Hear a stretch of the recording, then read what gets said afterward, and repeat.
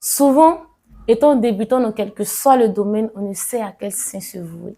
Et cette réalité est également traversée par des personnes nouvellement converties. Alors aujourd'hui, j'aimerais donner 3 conseils que j'ai personnellement expérimentés et que je pense peuvent t'aider à toi qui es débutant dans la foi. Et pourquoi pas donner l'occasion aux anciens de pouvoir ajouter à cette liste dans les commentaires leur vécu et savoir. À tout à l'heure.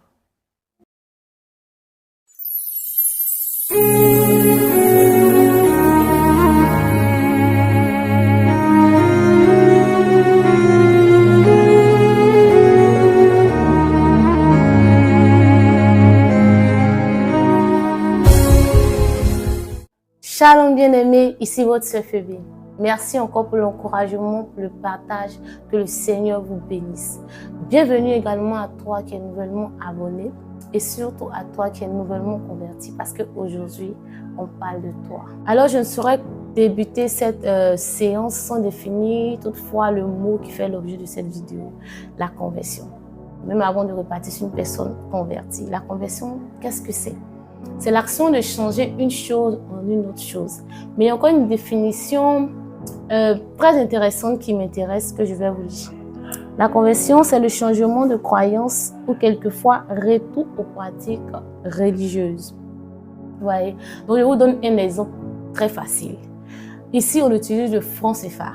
Et en Europe, on utilise dans quelques pays l'euro. Vous voyez, on utilise l'euro en Europe. Et lorsque vous venez en Côte d'Ivoire, vous allez devoir aller changer vos billets. C'est vrai qu'il y a des instituts qui prennent l'euro, mais je pense que dans la vie courante, vous ne pouvez pas toujours utiliser ça. Vous voyez, donc vous allez devoir aller changer d'abord les billets, les convertir en francs CFA afin de pouvoir utiliser cela comme vous le voulez, quand vous le voulez, où vous le voulez. Alors, selon la première définition, c'est pareil avec quelqu'un qui est nouvellement converti dans la foi chrétienne. Certainement, toi qui me regardes et qui est nouvellement converti, tu étais peut-être dans une autre vie et tout ça, tu faisais des choses qui étaient contraires à la volonté de Dieu.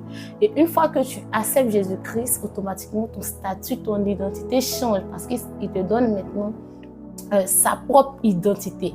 C'est pourquoi lorsque Dieu te regarde, il ne te voit plus toi, mais voit son Fils. Ok, maintenant la deuxième définition qui est un peu plus intéressante nous dit retour aux pratiques religieuses. Lorsque le monde a été créé, nous avons bien sûr des géniteurs que nous connaissons tous qui sont très populaires. Il s'agit de Adam et Ève. Nous avons été créés à la perfection. En tout cas, prenons leur image. Nous avons été créés au travers d'eux à la perfection. Il n'y avait ni péché, il n'y avait rien. Vous voyez, et c'est après que le péché est entré.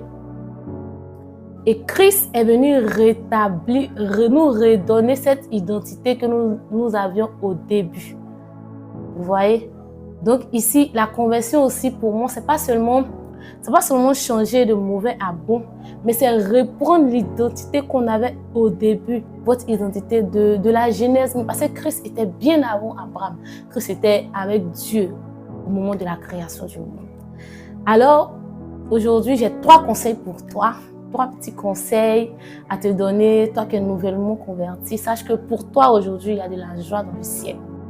Le premier conseil que je peux vous donner, c'est ne laisse personne éteindre ton feu.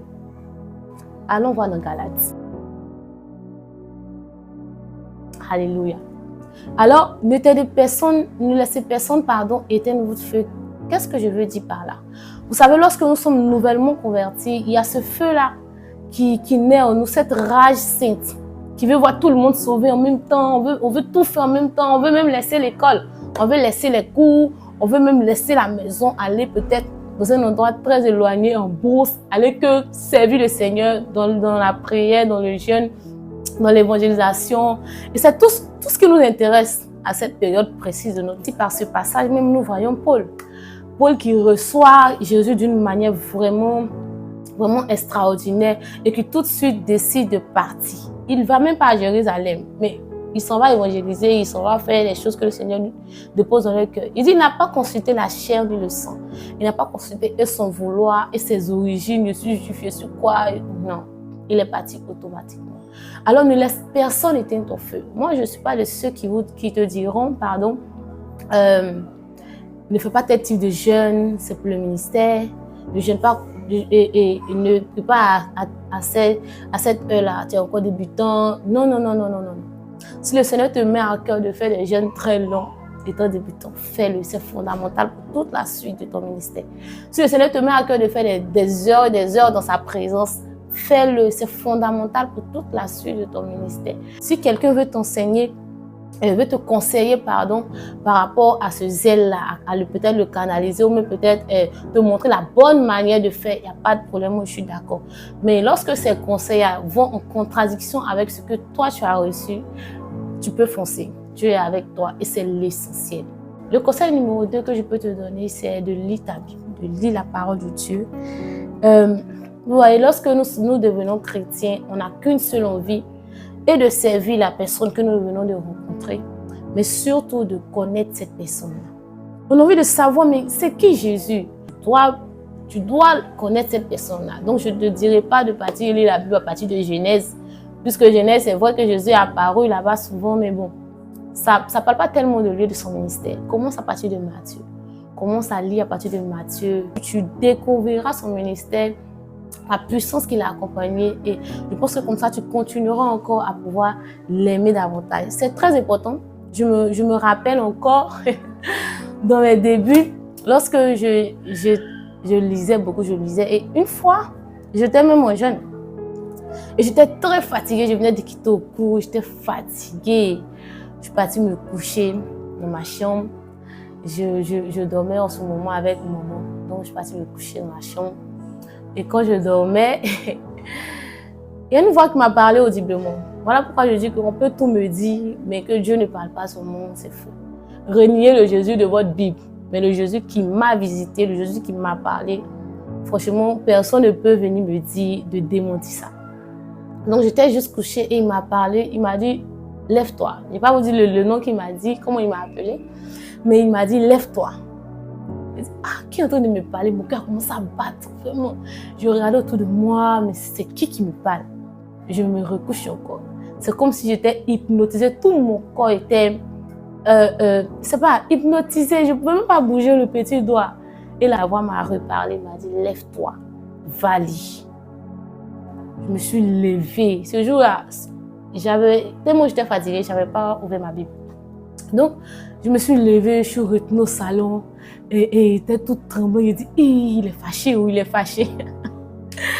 Il est fâché. Donc, je regarde tout à côté de moi. J'étais très, très, très effrayée. Je dis, d'accord, je vais lire. Donc, j'ouvre ma Bible. Je lis quelques versets de proverbes, de psaumes. Je lis. Après, je retourne dans Matthieu. Je lis encore Matthieu. Je dis, j'ai lu. Et puis, je regarde à côté. J'ai comme quelqu'un était arrêté en train de s'assurer que je lise la parole.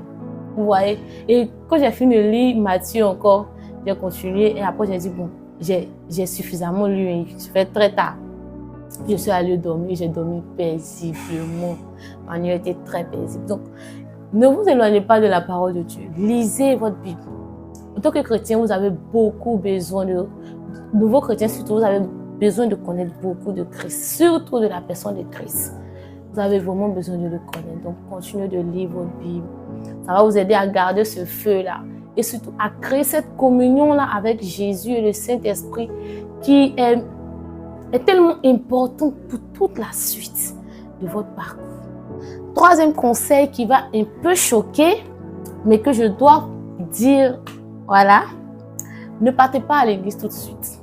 Voilà. Pour quelqu'un parce que ça arrive, on va tous à des programmes de prière, par exemple, des programmes de prière qui rassemblent 100 000 personnes, 3 000 personnes, 5 000 personnes. Quand les gens donnent leur vie à Jésus, ils n'ont pas toutefois un suivi personnel. Chacun est voué, chacun est livré à lui-même. Et puis, il continue sa vie comme ça. C'est dans ça même que d'autres chutent, vous voyez. C'est dans ça même que d'autres tombent encore. Parce qu'il y a un programme où il y a 100 000 personnes. Quelle que soit la volonté de l'organisateur, il ne pourra pas s'occuper de la foi de tout le monde. C'est le Seigneur, seul qui le peut. Donc, dans ces cas-là, si vous n'avez jamais appartenu à une église au réveil, ne vous pressez pas à aller dans une église. Prenez ce temps-là à la maison. Même je vais vous lire un passage, excusez-moi.